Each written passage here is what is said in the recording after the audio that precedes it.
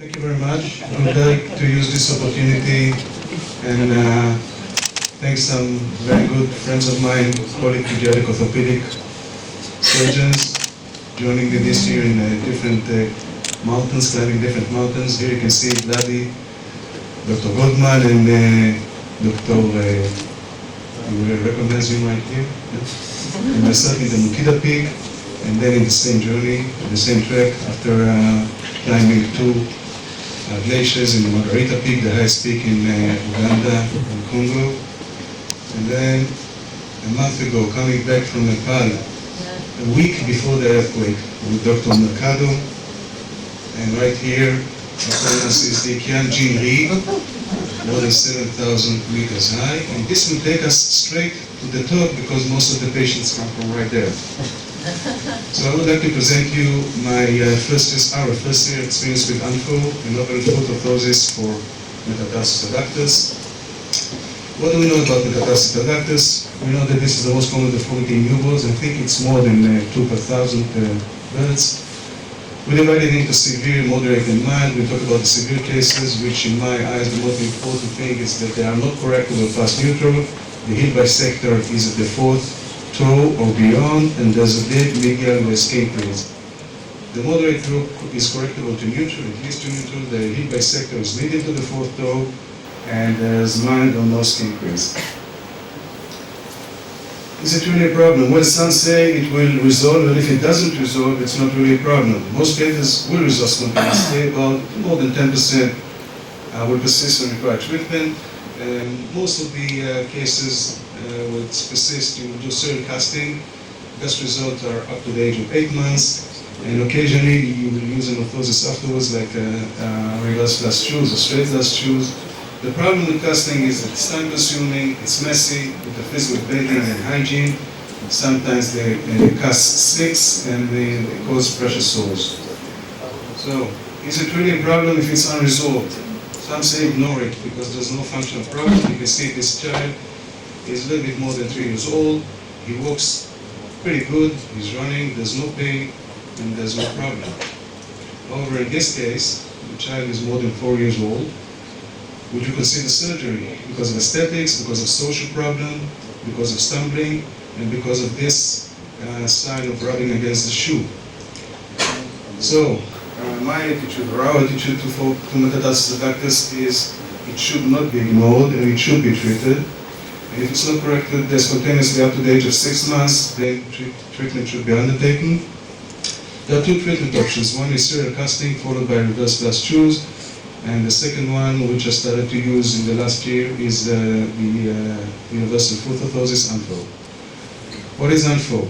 Universal foot orthosis comes in 2 sizes, pre-designed for the left or the right foot, and holds the heel firmly right there. There's a point of pressure right at the head of the first metatarsus, and there's a strap for increasing the pressure gradually over the base of the fifth metatarsus. You can see it right here on this X-ray. You can imagine there's a block right there and another block right here, and the pressure, the pressure is right here. Gradually applied pressure as if my finger is pushing more and more, a little bit proximate to fifth metatarsus in order to achieve full correction. So, our treatment protocol today is if you have a case of Metatarsus Adductus and it's severe, you start treatment. If it's moderate and the child is more than 5 months old, we start treatment. If he's younger than 5 months, we follow him. If there's full correction, we do nothing. And if there's a deformity, we start treatment. The protocol for treatment is 23 hours a day until you reach a full correction. I use it for 3 weeks, even if I use the full correction earlier on. And then I start winning the device, 3 weeks, 18 hours a day, and then 3 weeks, 9 times only. And then I stop UNFO, and I keep on following the child afterwards. So this summarizes our first experience with the UNFO. 12 patients were followed up to the end of treatment. I have now much more patients. So 12 patients, 18 feet, 3 left, 3 right, 6 bilateral, followed until end of treatment. 6 patients had severe Metatarsus adductus, 10 feet, 6 patients moderate, 8 feet.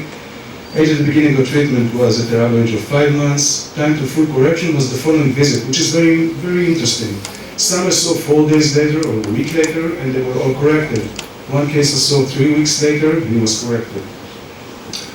Final outcome, complete resolution of the Metatarsus adductus in all cases, all growth cases. Side effects were minor. You can see superficial wounds right here. I had 1 case. Redness of the skin, 2 cases like this. Slippage of the unfold, 2 cases where it's easily corrected. Device wear, the strap or the device itself, I had 1 case. And excessive sweating, and again 1 case. All those complications evolved insignificantly. I would like to present you one of the cases. This is my second case. It's a second child. His brother was treated by serial casting for fourth adduction. The parents wish to avoid having this experience again. So, he was, although he was corrected to neutral, his heel bisector was at the 5th, so we should consider him as severe. This is with the UNFO on his foot.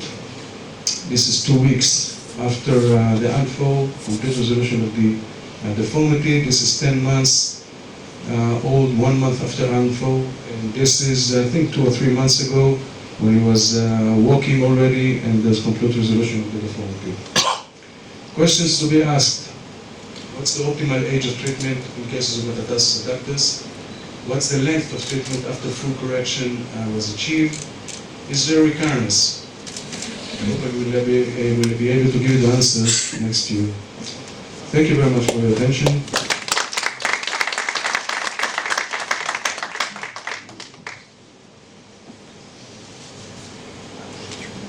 Questions, comments? It's a void treaty. Yes, please. Do you give them any physiotherapy in addition to putting them on the brace? No physiotherapy, no stretchings. I don't think stretchings really help, because if you stretch and you don't keep the stretching effect with either with a cast or with a device, I don't think it works.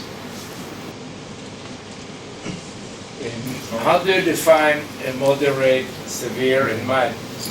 According to your subjective feeling of the forces of the stiffness?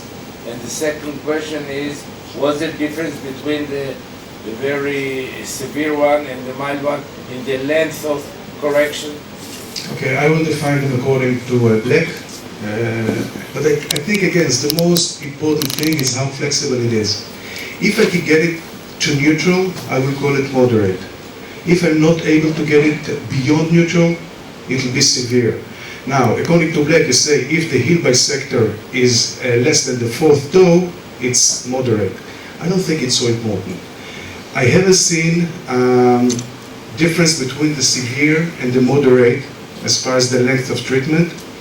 It depends on when they come again to me, because I invite them, all of them, to come to me next week. I put the device, or I send the technician to put the device, and I say, come next week for me to see that it works, you have no sores, you know how to put it well.